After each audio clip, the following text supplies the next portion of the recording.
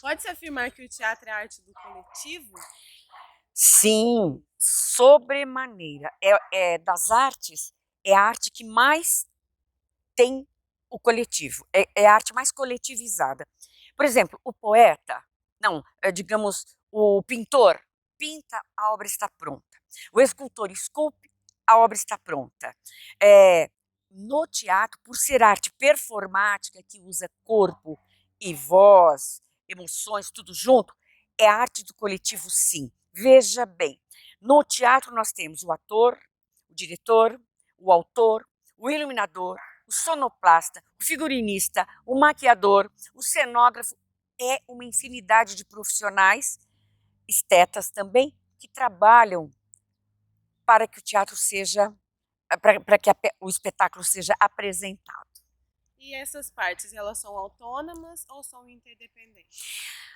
Olha, os dois, elas são autônomas no seguinte: o sonoplasta tem o que concebe o som e tem o que opera. Eles são interdependentes nesse sentido, cada um no seu quadrado. Mas eles têm que estar relacionados, sim, porque eu tenho que fazer uma música que dependa, uma música que satisfaça a direção e a interpretação dos atores. Eu tenho que ter uma maquiagem contundente, que faça jus ao espetáculo apresentado. Então, nesse sentido, eles são absolutamente interdependentes. Mas quando cada um faz, depois que o figurinista entendeu todo o espetáculo, ouviu o diretor, conceber é criar no mental. Operacionalizar é mexer com o manual dentro daquilo que foi concebido pelo figurinista. Por exemplo, o João Guimarães Rosa, que é um dramaturgo que cuida das coisas do sertão, da alma sertaneja. Eu não posso vestir esses atores com roupas de brilho, de luxo, porque não é. Então, nesse sentido, são absolutamente interdependentes e negociáveis e conversáveis. O sonoplasta conversa com o iluminador com ambos, com o diretor, e assim vai. Então, são interdependentes e depois que se interdependeram, são, são pessoais, cada um opera da melhor maneira possível o seu material, o seu ofício. Qual seria a trilogia poética viva do teatro? Ah, tá. Nessa coletivização, nesse coletivo, há três imprescindíveis, que eu chamo de, eu e os, os teóricos, não é? De trilogia poética. Três: autor ou dramaturgo, diretor e ator. Sem esses três, absolutamente é difícil fazer com que o teatro aconteça de uma forma bela, de uma forma coerente, certo? Então, a trilogia viva, repetindo, autor, ator e diretor. Esses também, uma coisa interessante, teriam que se conversar a todo momento, mas não é assim. Eu tenho o autor que quer a poética maravilhosa do espetáculo para si. Então ele diz: o ator mudou meu texto, eu não quero que fale dessa forma porque eu escrevi dessa forma. Olha como é difícil. Aí o diretor entra e fala assim: não, o senhor é o autor quando está no papel. Quando vem para esse espaço sagrado, vivo, reinado de Dioniso, eu, diretor, é que comando, é que dirijo, que comando os atores. Então, às vezes, o gesto que o senhor propôs na dramaturgia não é o mesmo que os atores estão fazendo e que o diretor quer que o ator faça. Então, eles são interrelacionados até a página 2, como se diz, porque há aí o ator quer o espetáculo para si, o diretor quer o espetáculo para ele, e o autor também. E não é assim. Um tem que abrir um pouco de mão, sabe? Tem que abrir um pouco a guarda e dizer, mas aqui eu quero chorar. Posso, diretor? Não, não quero que você chore. Aí é sarcasmo. Ah, mas eu quero chorar. Ou você respeita o diretor e fala, tá bom, eu quero chorar, mas o senhor quer sarcasmo, vou fazer sarcasmo. Sarcasmo. Ou, o que é pior, o ator entra em litígio com o diretor. Aí dá problema. Sempre dá problema nesses três, sabe? Sempre. Se o autor vem assistir o espetáculo e diz, ai, não foi bem. Por exemplo, Nelson Rodrigues. Nelson Rodrigues foi um grande dramaturgo brasileiro que, por natureza, amava o diretor Antunes Filho, que montava as obras dele. E quando o diretor Antunes Filho mudava uma entonação proposta pelo autor, Nelson Rodrigues dizia, ah, mas está brilhante. Tudo que o Antunes Filho faz está maravilhoso. Eu acredito. Esse é um. Ariano Suassuna, um grande autor também, foi um grande, os dois já falecidos, ele não. Ele quer que nós façamos o que está no papel, o que ele propôs no papel. Ele não vai comprando qualquer ideia, não. Então, são três, essa trilogia negociam, discutem, brigam, rompem às vezes, ou se harmonizam, que aí é tudo de maravilhoso. Conte-nos a sua experiência de discordância e de concordância entre as três partes constitutivas do teatro. Ah, sim. Eu fazia Toda nudez será castigada. Texto, Nelson Rodrigues. Direção, Antunes Filho. Atriz, Marlene. Muito bem. São muitas experiências, vou citar uma ou outra. Nelson Rodrigues, como eu cito sempre, vou repetir, era apaixonado pelo diretor Antunes Filho. Tudo que nós fazíamos que mudasse um pouco a sua proposta narrativa, para ele era bem-vindo, porque ele amava de paixão aquele teatro, aquele diretor, então tudo era bem-vindo. Aí ele dizia assim, não, o Antunes Filho pode mexer na minha obra, porque eu sei que é sempre para melhor, tá? Então, quando o Nelson assistia ou assistia a gente no espetáculo dele, a gente ia com muita segurança, porque sabia que nós estávamos agradando o diretor e o autor. Muito bem. Volto a falar. Um dia, quem foi assistir o espetáculo não foi o Nelson Rodrigues, foi o filho dele. Ah, esse é difícil, viu? Não gostou de nada. Papai não escreveu isto, papai não disse isso, estas não são as rubricas, vocês alteraram. Aí, se vez por outra, o filho do Nelson Rodrigues ia assistir a gente já entrava meio insegura, sabendo que não vamos agradar, ele não vai gostar. Entende como é? Como os atores, o diretor também, mesma coisa. Vem Nelson Rodrigues, eu posso virar esse cenário, propor um cenário de ponta cabeça que vai ser aceito pelo autor. Quando vinha o filho do Nelson Rodrigues, ai, ai, ai, e agora? Que cenário fazer para agradá-lo? Então é complicado, porque será que se precisa... O problema da arte do coletivo é isso. Um quer, ou às vezes um quer ser melhor do que o outro, ou um discorda do outro, ou está tudo harmonioso e tudo feliz. Quando você recebe um dramaturgo que é feliz com aquela obra dele, tudo de bom. Mas quando você recebe o dramaturgo que sabe que ele pega no pé no sentido de não escrevi isso, não fiz isso, não proponho essa rubrica, aí dificulta, é bem complicado. E o teatro, ele pode existir sem um dos componentes da trilogia? Olha, pode.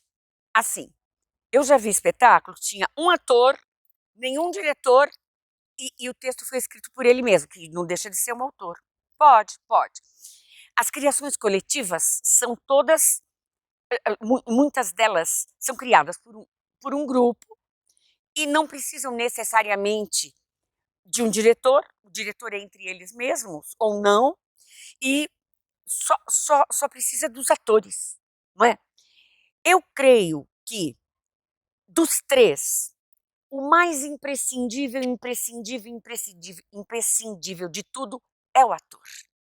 O ator pode escrever, pode improvisar, digamos assim, algo que lhe venha à alma, ao coração, à mente, sem o autor, portanto. E ele mesmo se autodirige do jeito que lhe convém para fazer aquele espetáculo. Dos três, eu acho que os três têm que trabalhar juntos, mas se eu tivesse que propor, Marlene, fala um, o ator. Sem ator não tem teatro mesmo. Mesmo sendo arte do coletivo, o ator tem que cuidar de luz, então ele mesmo é o iluminador. O ator tem que cuidar da música que ele quer, da sonoplastia, então ele mesmo é o criador e alguém opera para lá atrás, um amigo até. Então é isso, a trilogia é complicada, mas o ator seria para mim o mais indispensável.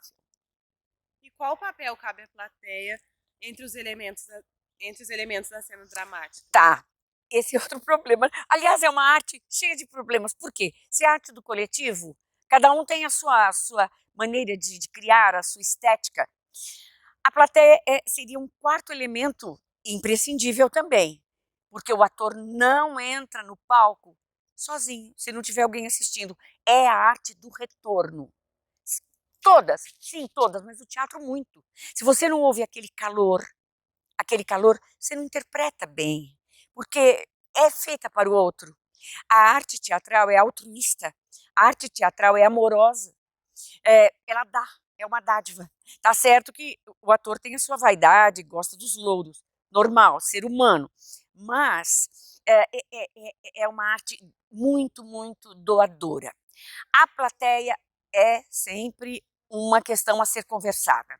Tivemos um encontro uma vez com Fernanda Montenegro, a grande atriz do teatro brasileiro, e disse assim: nós temos alguns tipos de plateia. Primeiro, a plateia que vem amando. Ela não sabe nem do texto, nem da peça, ela já vem de casa feliz, amando. Ah, vou ao teatro. Ela gosta de tudo, não tem senso crítico, portanto. Ela ama o que você faz, muitos aplausos. O ator iniciante pensa que essa plateia é maravilhosa, mas não é, porque ela não te dá referência. Aplaude tudo que você faz, tudo, tudo, tudo, não tem um senso crítico. Bom, essa é a plateia. Temos a plateia que não gosta de nada. Sai de casa aborrecida porque perdeu a sua novela, porque mas eu tenho que ir, vai por obrigação. Esse é terrível, porque você não sabe o que fazer para agradá-la e nada agrada. É o outro tipo de plateia. Temos a plateia que eu mais gosto, a que eu acho que é a plateia que vem tranquila, livre de qualquer preconceito ou qualquer pré-intenção ou qualquer gostares ou não gostares. Ela assiste e tem um senso crítico delicado, razoável, aponta algumas coisas que ela gostou, outras que não muito, mas é tudo meio, é tudo na medida do bom senso, não é? Porque também você fazer um espetáculo para quem gosta de tudo, fazer um espetáculo para quem não gosta de nada, nenhum dos lados é bom. Então, aquela espetáculo que vem despojada de desejos, de o que eu quero ver é isto, ela vem livre, leve, solta, tranquila e entra na obra e vai entendendo, estabelecendo um pouco de senso crítico, inteligentemente abordado. E quando ela fala com o ator, ela precisa saber o que fala, porque ator é suscetível à plateia. Se ele precisa da plateia, ele quer que a plateia goste dele. Então, quando a plateia, essa segunda plateia, que é que não gosta de nada, deixa o ator, você não pode dizer isso para um grupo. Você não pode dizer isso, porque o grupo entra sem as pernas. Claro, com muito medo. Não serei aceito, o texto não será aprovado, etc. Então, resumindo a sua pergunta, há vários tipos de plateia, para diferentes artistas, intérpretes, dramatúrgicos e de direção. E você acredita que a arte tem fim? Uma pergunta muito boa, muito interessante. Não, a arte não tem fim. Então, se isso incomoda alguns que estão me assistindo, paciência, tem que viver com esse não, com essa negativa. Por quê? É uma arte viva, gente. É uma arte que o sangue está ali do ator, as veias, o coração, o pulmão, a emoção.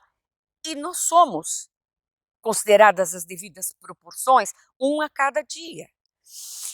E todo criador, se faz uma vez, quando ele faz a segunda, ele muda um pouquinho, porque ele acha, de preferência, ele apela para as melhores sugestões.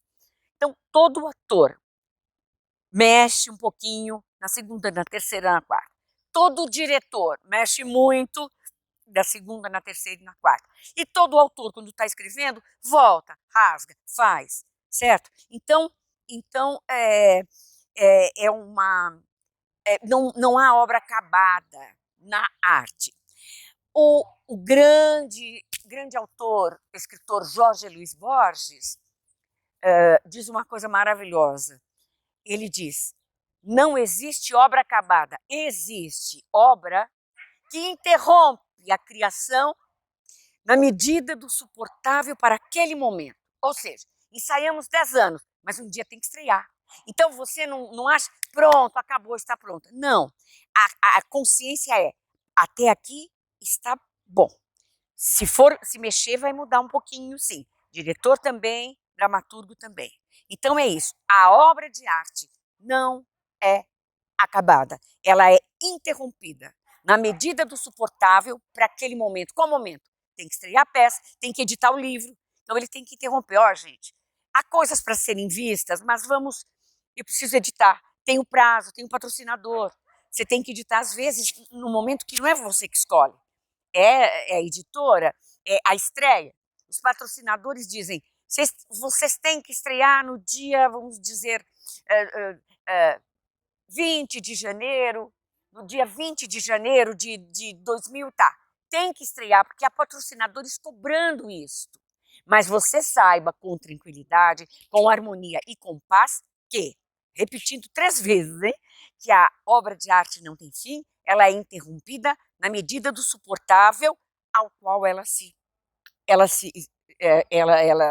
dá. Espetáculos têm que estrear, shows dos cantores têm que ser feitos, autores têm que publicar seus livros. Então ele interrompe naquela, epa, agora não dá mais porque estão me cobrando, eu tenho que apresentar a obra para o público. Mas amanhã ele mexe, etc. E tem que saber viver com isso, porque às vezes os atores dizem assim, mas outra vez vai mexer? Vai mexer até na estreia, antes da estreia, vai mexer um pouquinho na estreia, vai mexer ao longo do projeto. Por quê? Porque é vivo. Você, no seu papel, me apresentou no último dia da temporada um trabalho que eu, diretor, no caso, achei lindo. Ó, é esse caminho. Vai por aí que está certo. Mexeu em todo aquilo. Agora, não é um mexer caótico, porque aí então aí já é coisa de loucura. Aí é bobo. Mexo caoticamente, desconstruo tudo. Não. Mexer um pouco para aperfeiçoar e aperfeiçoar. Obrigada. Muito obrigada a vocês. Espero ter contribuído culturalmente para o teatro e para os atores, diretores, enfim.